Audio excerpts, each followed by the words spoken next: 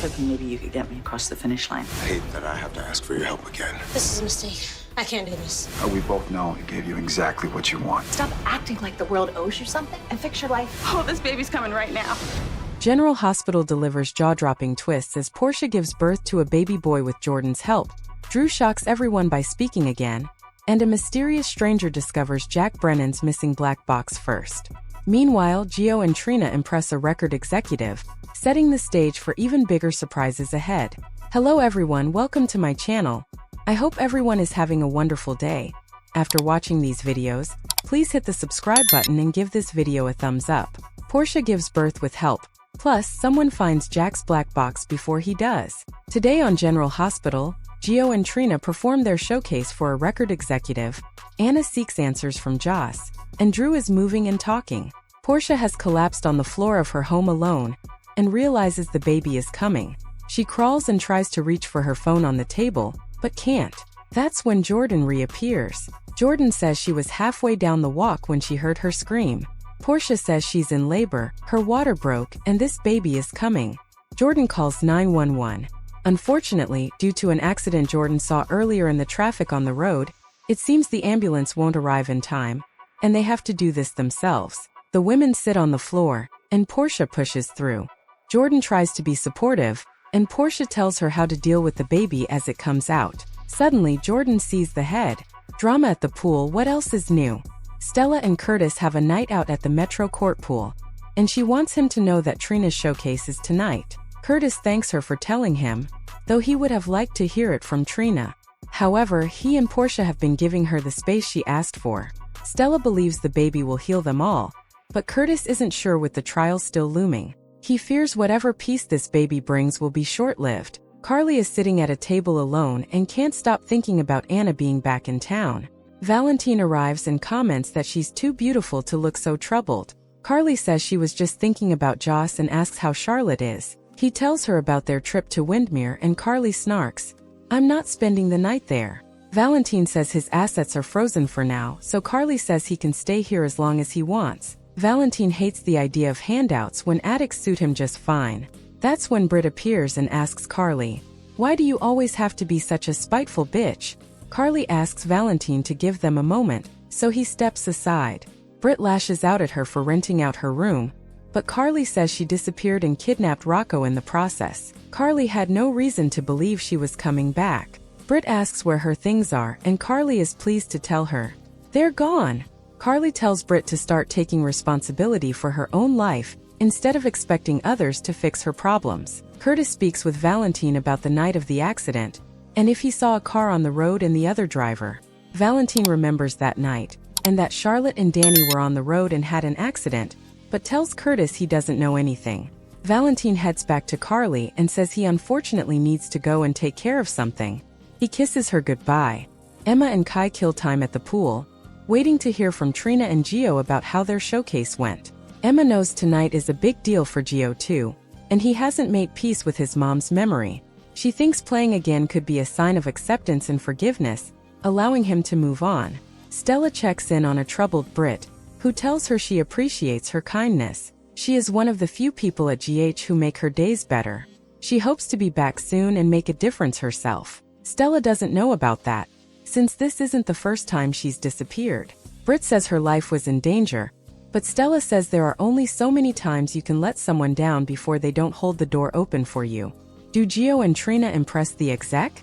Lynn knows they'll blow the execs away, and they could offer her a record deal today. Brooklyn leaves to check on things, and Trina tells Gio she can't do this. Gio calms her down and tells her not to think about the execs, sing to him, or think about Kai, Emma, her Aunt Stella, or her parents. Brooklyn returns and says they are on in 5.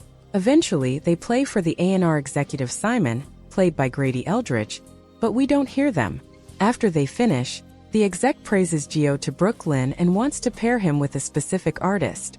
She appreciates that, but tonight is about Trina. They head in to see Gio and Trina, and the exec gives Trina and Gio some suggestions and wants to hear them play again. He says Trina is holding back, so show him who she is, let loose. Anna needs more answers. At General Hospital, Joss wakes and finds Anna sitting in her room. Anna came to speak with Joss about what happened to her. Joss thought Valentine talked to her, and Anna says he did. but Albrecht told her to speak to her.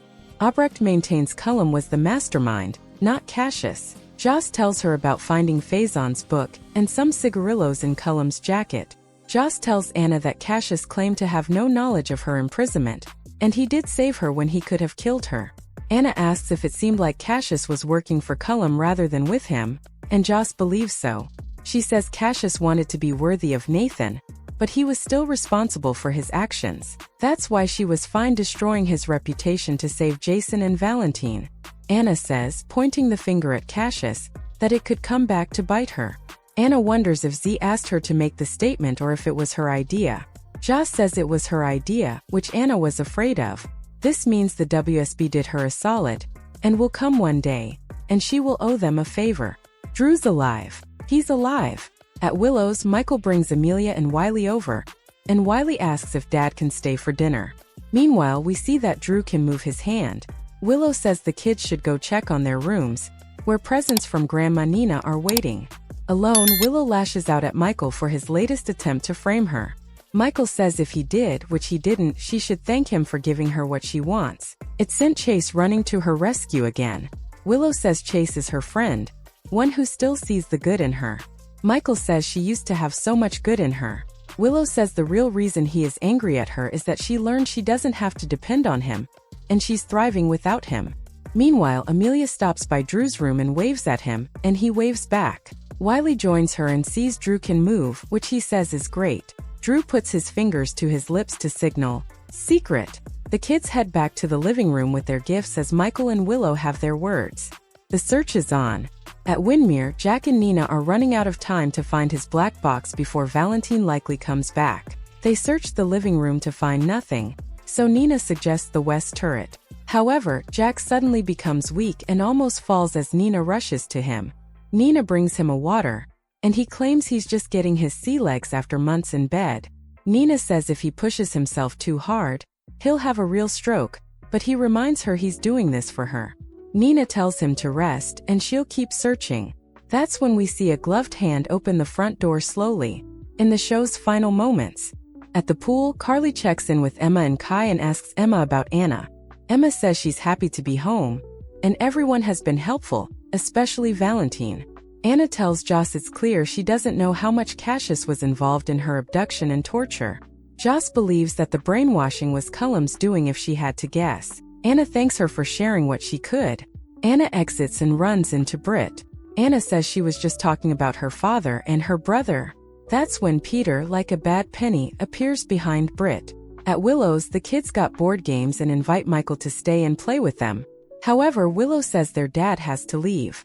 He hugs them goodbye and takes off. In Drew's room, we see him moving more and finally he speaks saying, "Willow," in a raspy voice.